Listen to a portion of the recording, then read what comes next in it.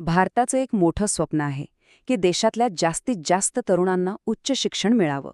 पण हे स्वप्न पूर्ण करायचं असेल तर आपल्याला एका अशा साधनावर पुन्हा विचार करावा लागेल ज्याकडे आपण अनेकदा दुर्लक्ष करतो, आणि ते साधन म्हणजे शिष्यवृत्ती. आज आपण बघणार आहोत की शिष्यवृत्ती ही केवळ एक आर्थिक मदत नाही, तर ती भारताच्या विकासाचं इंजिन कसं बनू शकते. जरा या आकडेवारीकडे बघा. हे चित्र आपल्याला भारताचा उच्च शिक्षणाचं वास्तव आणि स्वप्न यातील अंतर अगदी स्पष्टपणे दाखवतं. सध्या आपण सुमारे 29.5% आहोत, पण आपलं ध्येय आहे 50% पोहोचण्याचं. ही फक्त आकडेवारी नाहीये, हा लाखो विद्यार्थ्यांचा भविष्याचा प्रश्न आहे. मग हे प्रचंड अंतर आपण भरणार कसं? चला, ह्या समस्येच्या जरा खोलात जाऊया. गंमत बघा, एकीकडे देशात शिक्षण संस्थांची संख्या तर वाढतीये, पण दुसरीकडे विद्यार्थी मोठ्या संख्येनं त्यापासून दूर का राहत आहेत. हे एक असं कोड आहे ज्याचं उत्तर शोधणं खूप गरजेचं आहे.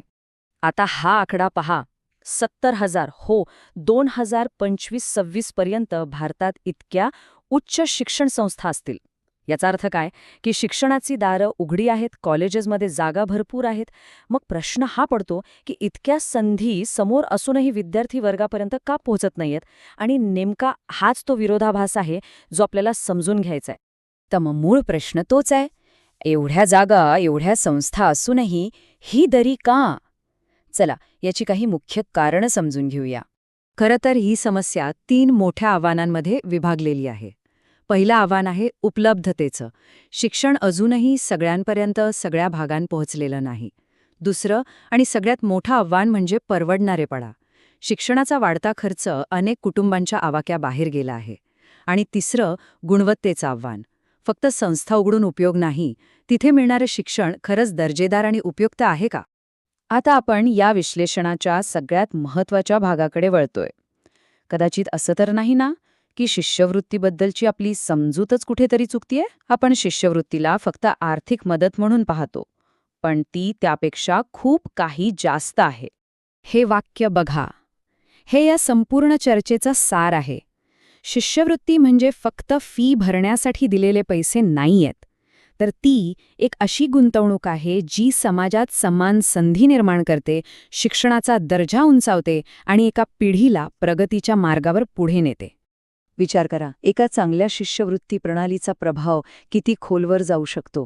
ती ठरवते की कॉलेजची दारं कोणासाठी उघडणार, कोण आपलं शिक्षण पूर्ण करू शकणार.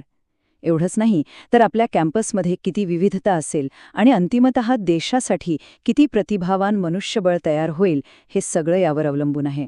पण आजची परिस्थिती काय आहे? आपली शिष्यवृत्ती व्यवस्था खूप विखुरलेली आहे.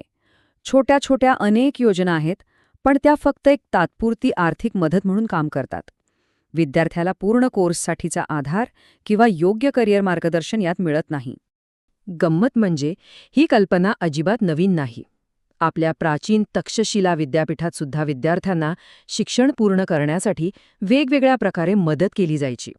त्यामागचं मूळ तत्त्व तेव्हाही तेच होतं आणि आजही तेच असायला हवं. कोणत्याही हुशार विद्यार्थ्याचं शिक्षण केवळ पैशाभावी थांबायला नको. ठीक आहे, समस्या तर कळली, पण यावर उपाय काय? चला तर मग एका नवीन आणि प्रभावी नियमावलीबद्दल बोलूया. ही 5 धोरणं शिष्यवृत्तीला शिक्षण व्यवस्थेच्या केंद्रस्थानी आणू शकतात. यात 5 महत्त्वाचे बदल सुचवले आहेत. 1.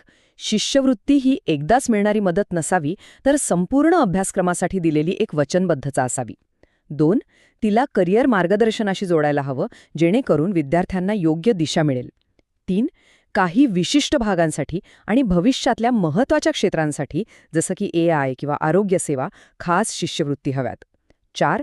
खाजगी कंपन्या आणि संस्थांनाही यात सहभागी होण्यासाठी प्रोत्साहन द्यायला हवं.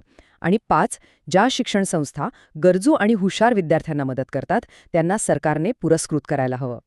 तर हाच तो महत्त्वाचा बदल आहे जो आपल्याला घडवायचा आहे. विखुरलेल्या तात्पुरत्या अनुदानांकडून आपल्याला पूर्ण कोर्सच्या वचनबद्धतेकडे जायचं आहे. केवळ आर्थिक मदतीकडून आपल्याला सर्वांगीण शैक्षणिक विकासाकडे वळायचं आहे.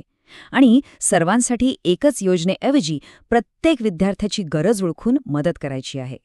आणि सगळ्यात महत्त्वाचं म्हणजे हे सगळं फक्त कागदावर नाहीये. हे शक्य आहे का? तर हो, हे आधीच घडतंय. भारतात अशोका युनिव्हर्सिटी आणि इंडियन स्कूल ऑफ बिझनेस सारख्या संस्थांमध्ये हे मॉडेल यशस्वीपणे राबवलं जातंय. आणि आंतरराष्ट्रीय स्तरावर पाहिलं तर अमेरिका आणि चीनमध्ये शिष्यवृत्ती हा शैक्षणिक संस्कृतीचा एक अविभाज्य भाग आहे.